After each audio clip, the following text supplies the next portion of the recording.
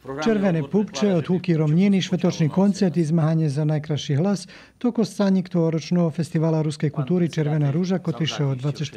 po 26. júni má trímac u ruským keresture.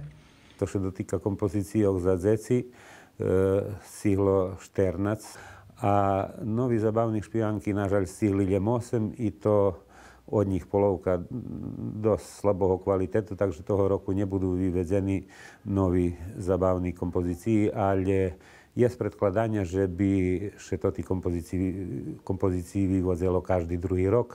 Co sa dotýka špívačov, ktorí sa budú zmáhať za najkrajší hlas, toho roku očekujem, že bude 8 dzivky i 5 legíňoch. Nova manifestácia znova še vráca nazad, a to od Huky Rovniny, kde budú nastúpať našo kultúrno-etnické družstva so vybraným programom, ktorý komisia vybere, predložené na organizačným odbore, že by sme každého druhého roku mali hostia zo ženstva a každého druhého roku praktično hostia zo našej žemi.